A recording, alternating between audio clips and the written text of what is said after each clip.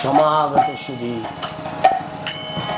ভক্তমণ্ডলী, কল্যাণময় মায়ের আমার সকলের রাতুল চরণে আধমের অনন্ত কোটি প্রণাম। আজ নৃসিংহ চতুর্দশী উপলক্ষে কিছু ভক্ত উপবাস করে আছেন যে নৃসিংহদেবের কথা শুনবেন এবং তাদের জীবনে পূর্ণতা অর্জন করবেন। তাদের আশা আকাঙ্ক্ষা যে মনোবাঞ্ছা পূর্ণার্থে তাঁরা সকাল থেকে উপবাস করে আছেন। আমি ভগবান নৃসিংহদেবের চরণে প্রার্থনা জানাই, ভগবান তাদের মনোকামনা পূর্ণ করুক এবং তাদের জীবন সুন্দর। আমরা যে ভাগবতীয় যে 4 দিন ব্যাপী যে ভাগবতীয় আসর আমরা নির্ধারিত সময়ে যান্ত্রিক গন্ডগোলের জন্য আমরা শুরু করতে পারিনি। সময় ছিল 6:30, সময়টা একটু বেশি হয়েছে। তো আজকে প্রথম দিন, এবছর এখনো ভাগবত শুরু হয়নি।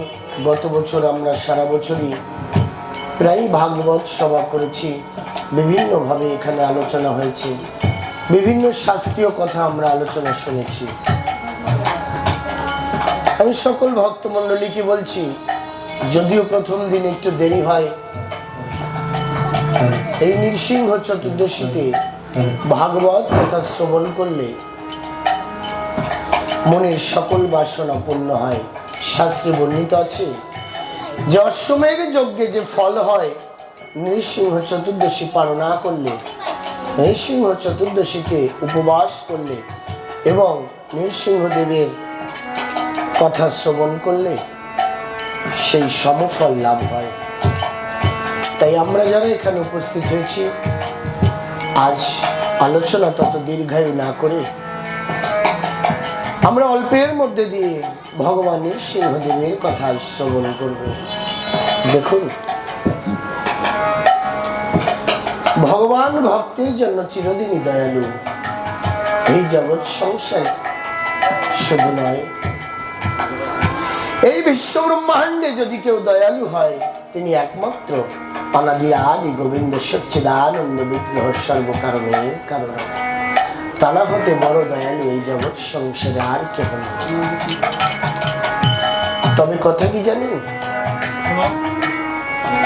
ভক্তের হৃদয়ে যদি কখনো আঘাত লাগে, ভক্ত যদি কখনো কষ্ট পায়, ভগবান সেটা কিন্তু কখনো সইতে পারে না। সব কিছু ভগবান সহ্য করে নেয়, কখনো কারোর প্রতি রুষ্ট হয় না। কিন্তু যদি কোনো ভক্ত কষ্ট পায়, যদি কোনো ভক্ত আঘাত পায়, তবে ভগবান সত্য সত্য বড় কষ্ট পায়। তাই আজ নৃসিংহ চতুর্দশীর দিনে আমাকে একটা প্রশ্ন করেছিল আমার মা, যে বাবা, ভগবান এই নৃসিংহ অবতার নেওয়ার কারণটা কি? কেন উনি এই বিকট রূপ ধারণ করেছেন? ওনার অর্ধেক মানব শরীর আর অর্ধেক সিংহের মুখমণ্ডল, কেন? কি প্রয়োজন ছিল ওনার? আজ সেই কথাই আমি করিব আলাপ।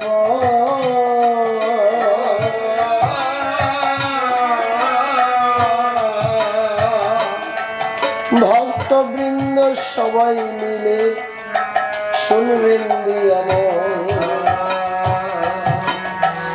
আজকের এই আলোচনা।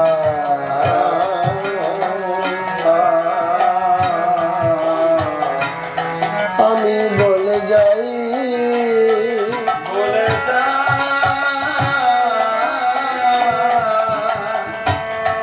শুধু ভক্তবৃন্দ, এক সময়কার কথা না বললে তো বুঝতে পারবে না। এখন ঊনবিংশ মন্বন্তর চলছে। এই ঊনবিংশ প্রত্যেক মন্বন্তরে একবার সত্য, একবার ত্রেতা, একবার দাপর, একবার কলিযুগ আসে। কত শতবার এই সৃষ্টি হয়েছে, আবার সৃষ্টি লয় হয়েছে। তাই ঊনবিংশ মন্বন্তরে যখন সত্য এসেছে, এই সত্যে সনত কুমার দয়, সনত সনাতন সদানন্দ ওনারা বৈকুণ্ঠে লোকে গিয়েছিলেন নারায়ণের সঙ্গে দেখা করতে। যখন বৈকুণ্ঠের দ্বারে গিয়ে দাঁড়িয়েছিলেন, এই বৈকুণ্ঠের দ্বার পাহারা দিত জয় আর বিজয়। আমারে ভগবান সপ্ত, এই যে দেখেন সপ্ত দ্বার পেরিয়ে বৈকুণ্ঠ লোকে যেতে হয়।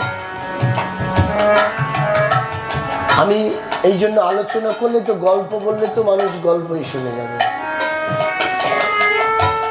ভাগবত কেন হয়? ভাগবতে ভক্তের অভ্যন্তরীণ কথাবার্তা যদি না বলা হয়, দেহের সঙ্গে যদি সম্মিলিত না হয়, সে ভাগবত কথায় কোনো মাধুর্য আসে না। বলে ভগবান কোথায় থাকেন? বৈকুণ্ঠ লোকের সপ্তদ্বার খোলার পরেই ভগবানের সঙ্গে সাক্ষাৎ। অময় আমি বলি এই দেহের ভিতরে,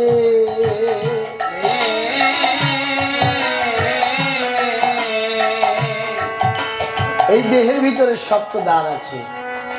এই সপ্তদ্বার না পার হলে ভগবানের কাছে যাওয়া যায় না। আমরা বৈকুণ্ঠ লোক বলি আর গোলকে বলি। কোথায় জানেন? আমাদের এই মস্তকে উপরে সহস্রদল পদ্ম থাকে।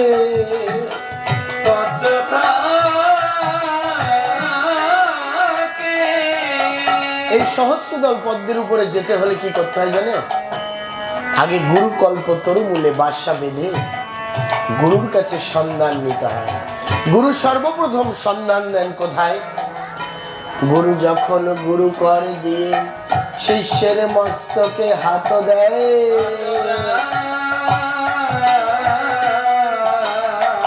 শিষ্যের মাথায় গুরু কর দিয়া গুরু ব্রহ্ম বীজ কয়।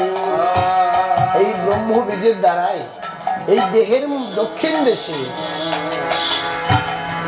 গুজ্জদ্বারের 2 আঙুল উপরে আর লিঙ্গদ্বারের 2 আঙুল নিচে আড়াই পাশ স্বর্ণবর্ণে মা কুলকুণ্ডলিনী ঘুমন্ত অবস্থায় থাকে।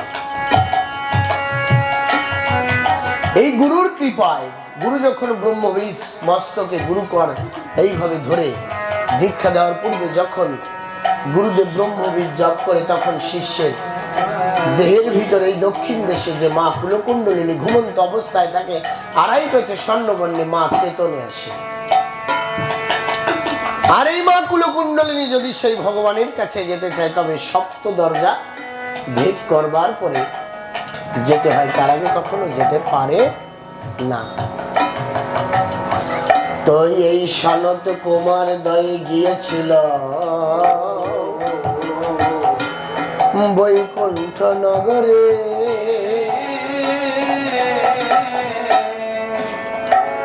এক এক করে ভেদ করেছিল তারা সপ্তদ্বার। প্রথম দ্বারে গিয়ে যখন দাঁড়ায়, জয় বিজয় হচ্ছে দ্বারের দাঁড়িয়ে। যখন এই 4 জন গিয়ে দাঁড়ে দাঁড়িয়েছে ভগবানের সঙ্গে দেখা করবার জন্য, বাধি হয়েছে, বলছে না ভগবান এখন বিশ্রাম আছে, ভগবানের সঙ্গে দেখা করা যাবে না। সনত কুমার দয় তখন বলেছিল যে এই ব্রহ্মাণ্ডে আমাদের বাধা দেয় এমন তো কোথাও নেই। আর ভগবানের দ্বার সদা সর্বদা সকল ভক্তের জন্য খোলা।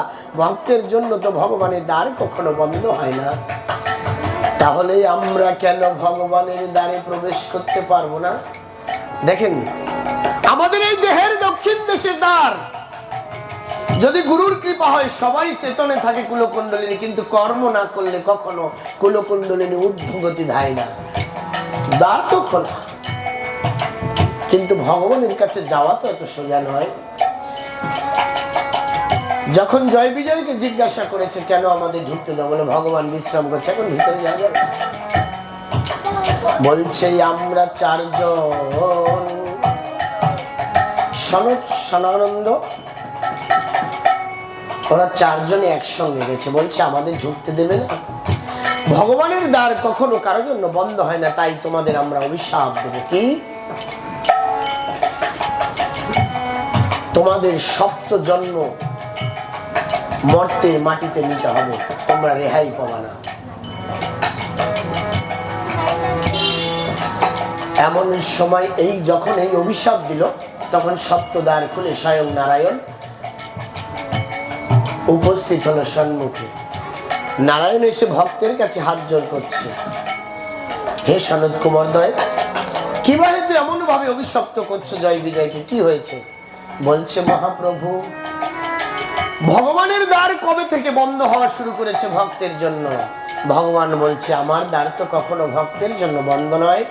ভক্ত যখনই শয়নে স্বপনে জাগরণে যখনই ভক্ত আমাকে স্মরণ করে, আমি ভক্তের জন্য দিবারাত্র জাগরণ করে থাকি, আমার দ্বার তো ভক্তের জন্য কখনো বন্ধ নয়। বলছে, তাহলে সনত কুমারদ্বয় যখন আপনার দ্বারে উপস্থিত হলো, জয় আর বিজয় রক্ষী হয়ে কেন বাধা দিল? তাই আমরাই অভিসম্পদ করেছি,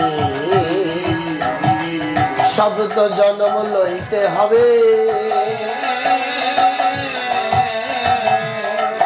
এরা বারে বারে জন্ম লইয়ে ওই মর্তের মাটিতে যাবে।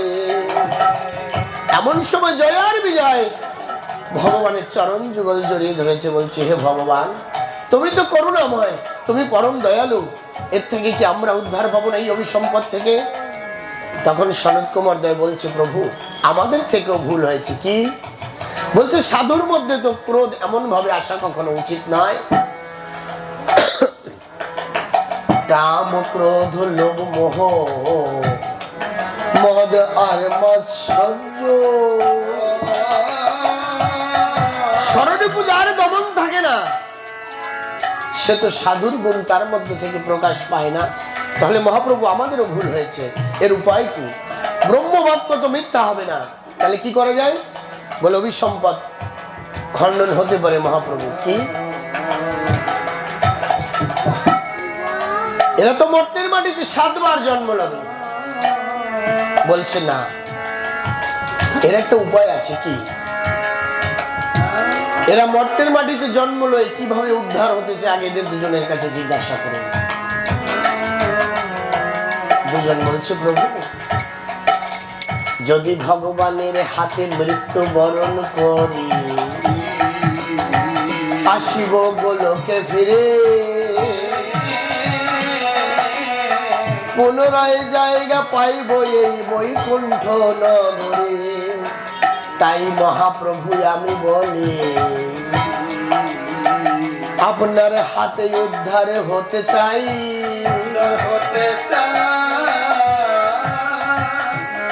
এর জন্য কি করিতে হবে তুমি করো হে উপায়।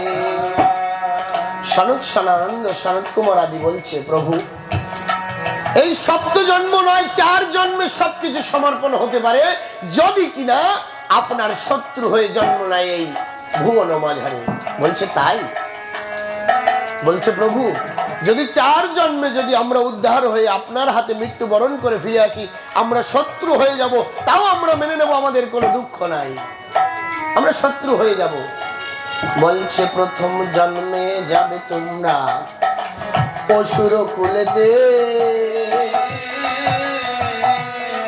হিরণ্যাক্ষ হার হিরণ্য কৈশুপুর হবে 2 ভাইতে,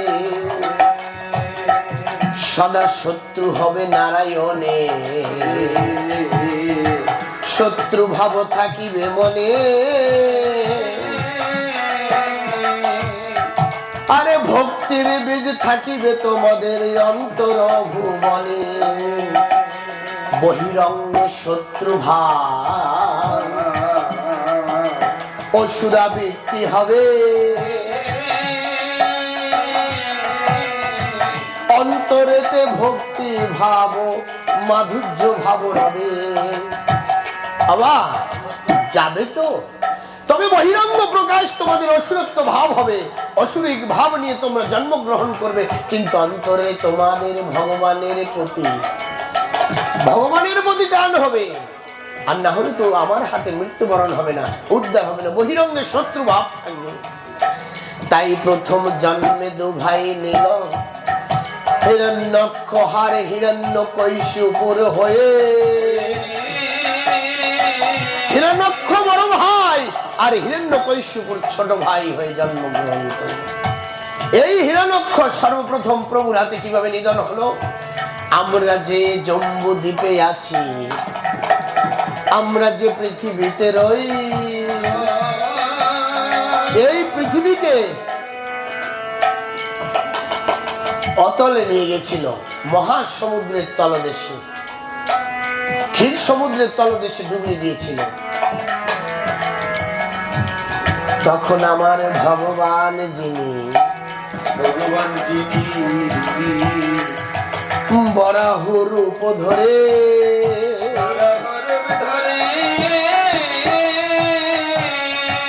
এই বিশ্ব ব্রহ্মাণ্ডকে দিয়েছিল দুই দাঁতের পরে তুলে। হিরণ্যক্ষকে ওই মহা অতলের ভিতরে বধ করে দাঁতের পরে তুলে দিয়েছিল। এই ব্রহ্মাণ্ডকে দাঁতের উপরে তুলে নিয়ে এসেছিল। এইভাবে হিরণ্যক্ষ যখন বধ হয়ে যায়, হিরণ্যকশিপুর ভাতৃ বিরহে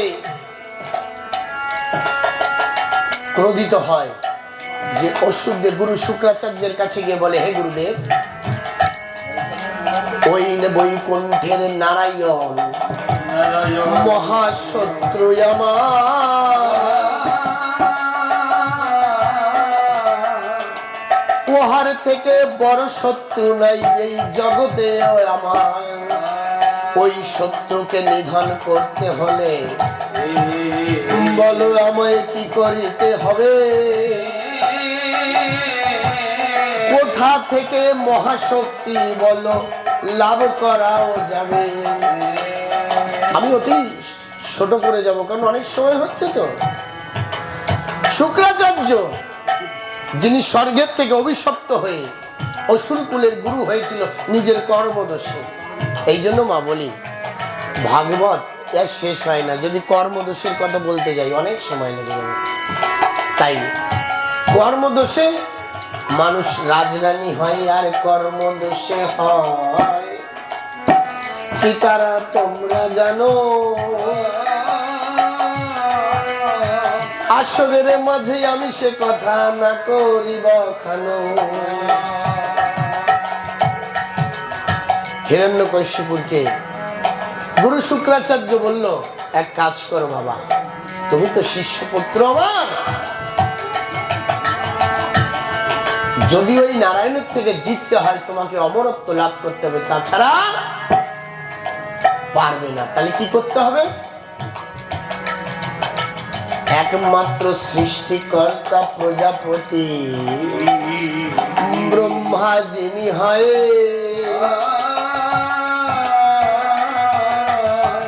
তিনি কিন্তু একমাত্র এই অমরত্বের বর দেয়। তুমি মহাতপ করো, মহাশক্তি লভিবে, তাহলে সেই শক্তি দ্বারাই ওই নারায়ণ বোধিবে। বলে না, যেমন গুরু তেমন শিষ্য। হ্যাঁ, এই শুক্রাচার্য কিন্তু জানে যিনি সৃষ্টি রচনা করেছেন, জানার নাভিবদ্ধ প্রজাপতি ব্রহ্মা উদিত হয়েছে, জানার এই দিগল থেকে আমার মহাদেব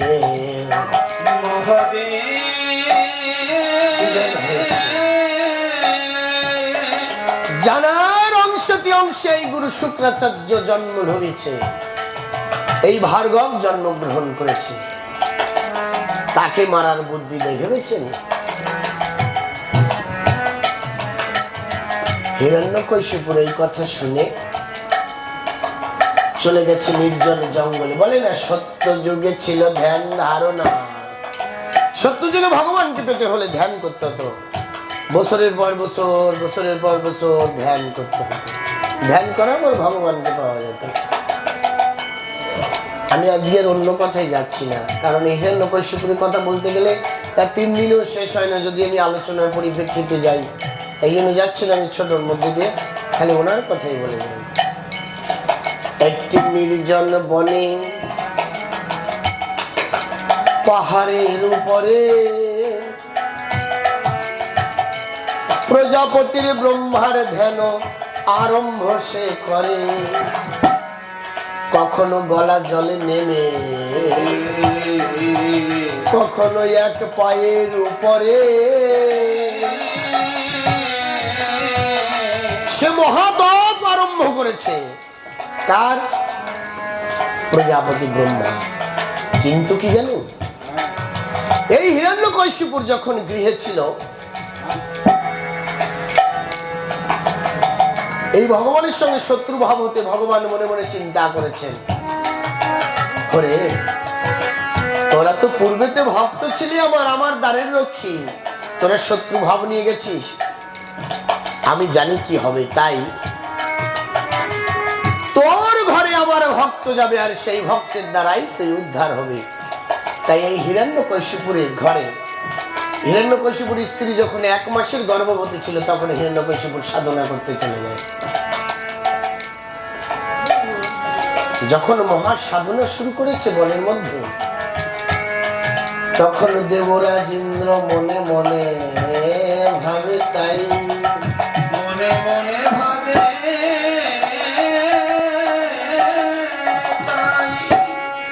যদি ওই হিরণ্যকশিপুর ব্রহ্মার সাধনা করছে, যদি ব্রহ্মা একবার সন্তুষ্ট হয়ে যায় তাহলে তো কি করবে, নিশ্চয়ই আমার ইন্দ্রা সিংহাসন চাবে, ছাড়া আর কিছু চাইতে হবে। কারণ যে দেবতাদের ব্রহ্মা বিষ্ণু শিবাদির তপস্যা করলে ইন্দ্রের মনে সংখ্যা হয়, ওই বুঝি কে আমার ইন্দ্রা সিংহাসন নিয়ে যায়। তাই মনে করে ভাবনা, আমি এটা পূরণ হতে দেব না। এই হিরণ্যকশিপুরের ঘরে একটি সুন্দর স্ত্রী আছে, আমি যদি ওই স্ত্রীকে হরণ করে লয়ে আসি নিশ্চয়ই জানিবারে পাবে। আমি যদি ওই হিরণ্যকশিপুর স্ত্রী কায়াদুকে যদি হরণ করে নিয়ে আসি, আমি ওকে বন্দী বানিয়ে রেখে দেবো, তাহলে আর যদি ইন্দ্র সিংহাসন চায় আমি তার বদলে বউ দেব, তাহলে ইন্দ্র সিংহাসন আমার বেঁচে যাবে। দেবরাজ ইন্দ্র বলে না, ইন্দ্র কত শতবার যে বাবা, দেবরাজ ইন্দ্র কিন্তু একজন সারা জীবন থাকে না ইন্দ্র সিংহাসনে। আমিও যদি কালকে যাই ইন্দ্র সিংহাসনের রাজা হই, দেব লোকের রাজা হই, তাহলে আমিও ইন্দ্র হব, বুঝছো? তো কয়বার যে ওই সিংহাসনের অধিপতি পরিবর্তন হয়েছে তার কোনো ঠিক ঠিকানা নাই, বুঝছো? তা ওই সিংহাসনে যে বসে তার মধ্যে আত্ম অহংকার ভরে যায়, লোভ মোহ এগুলোতে পরিপূর্ণ হয়ে যায়। আর বলে স্বর্গে কোনো কিছু করলে তাতে বলে পাপ হয় না, কিন্তু পাপ যে বাপরেও ছাড়ে না, এটা কিন্তু সত্যি কথা। তাই এই ইন্দ্র যতবার করেছে এই অপকর্ম ততবার পেয়েছে সাজা।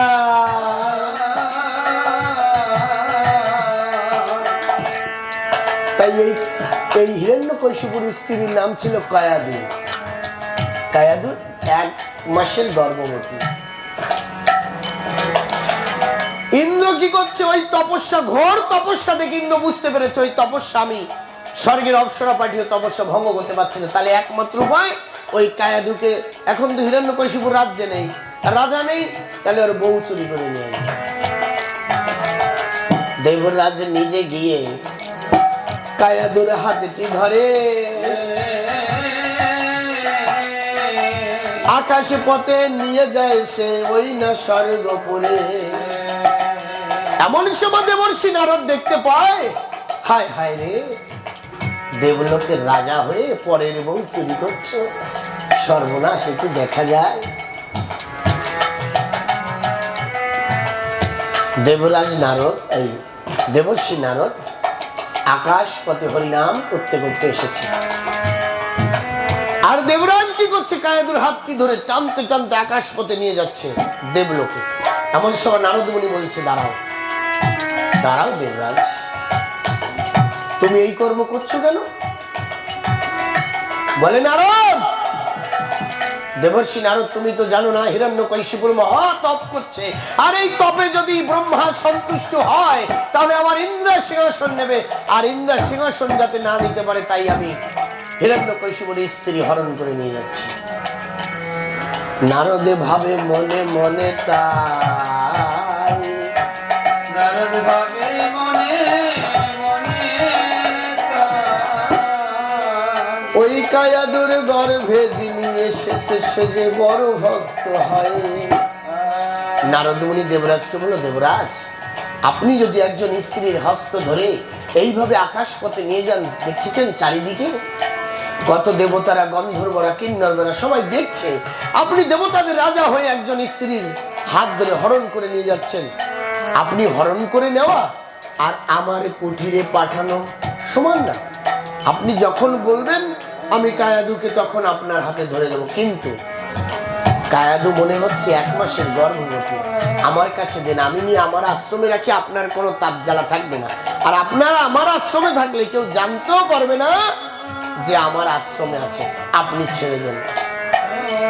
দেবরাজ ভাবছে দেবর্ষি তো খারাপ কথা বলছে না, স্বর্গে গেলে তো খবর কোনো না কোনো ভাবে পৌঁছে যাবে, আর দেবর্ষির কুঠিরে যদি যায় তাহলে তো দেবর্ষি ছাড়া আর কেউ জানবে না, কারণ দেবর্ষির কুঠিরে আর কেউ তো যায় না। দেবর্ষি কায়দা হয়ে গেছে। এই কায়াদুর হাত ধরে যখন দেবরাজ ইন্দ্র নিয়ে যায়, দেবর্ষি নারদ বলে কয়ে দেবরাজকেও বোঝায়, বুঝিয়ে শুনে বলছে, দেবরাজ একবার রাজি হয়ে যাও। দেবরাজ তখন রাজি হয়েছে। দেবর্ষি নারদ কায়াদুকে নিয়ে নিজের কুঠিরে চলে গেছে। নিজের কুঠিরে গিয়ে বলছে, মা তুমি চিন্তা করো না মা, তুমি আমার কুঠিরে বড় আনন্দে থাকবে, তোমার দেখাশোনা আমি করব যতদিন হিরণ্যকশিপুর তপস্যা করে ফিরে না আসে। আর এদিকে হিরণ্যকশিপুর ঘোর তপস্যা করে চলেছে, আর এদিকে দেবর্ষিকে বলেছে, মা তুমি কি জানো, তুমি নিত্য নিত্য আমার কাছে বসবে, আমি যে বৃক্ষের নিচে বসে প্রতিনিয়ত একভাবে হরিনাম করে, মা কায়াদু তুমি আমার কাছে বসে হরিনাম শ্রবণ করবে।